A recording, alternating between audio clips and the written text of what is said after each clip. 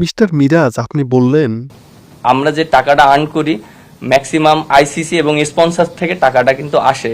যে মানুষের প্রত্যেকটা মানুষের জানা উচিত যে আমরা যে আর্ন করি আমরা কিন্তু আমরা মনে হয় বেশি ট্যাক্স দেই।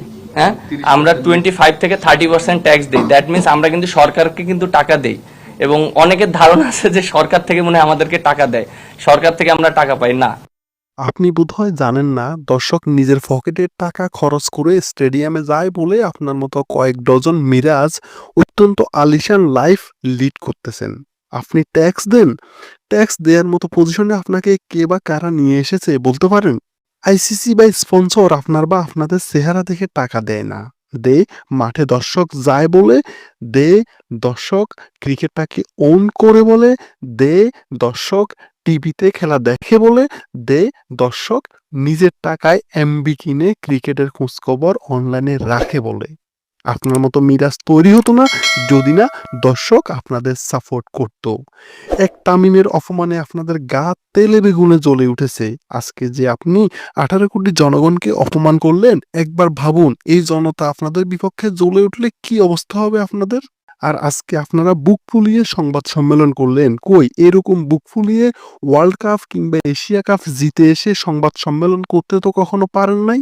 ইনফ্যাক্ট ওই সমস্ত আসর থেকে দেশে ফেরার সময় এয়ারপোর্টের লজ্জায় মুখ লুকানো লাগে আপনাদের।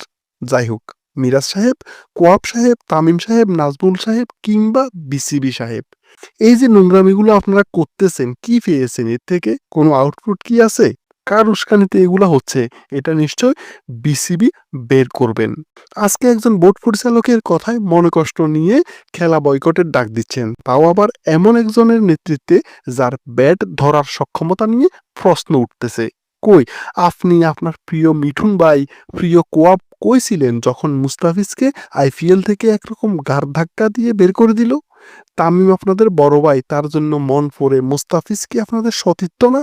লজ্জা করে না কখনো দেশের হয়ে কিছু জিততে পেরেছেন? বাপখানা এমন বিশ্ব জয় করে ফেলেছেন। বিশ্বকাপ তো দূরের কথা, একটা এশিয়া কাপ জেতার মুরুদ নাই। উনি আসছে ট্যাক্স পরিষদের বড়াই নিয়ে। নিজের কথা তো খুব ভাবতেছেন, কই দেশের সম্মানের ব্যাপারে তো আপনাদের কোনো কনসার্ন নাই, ফাইজলামো করেন। আর বিসিবিতে আসলে ঠিক কোন যোগ্যতায় আসিফ আকবর কিংবা নাজমুলদের মতো লোক পরিচালক হয়? কারো জানা থাকলে জানাবেন। আসিফ কিছুদিন আগে ফুটবল ফেডারেশনের সাথে একটা ক্যাচাল পাকিয়েছিল।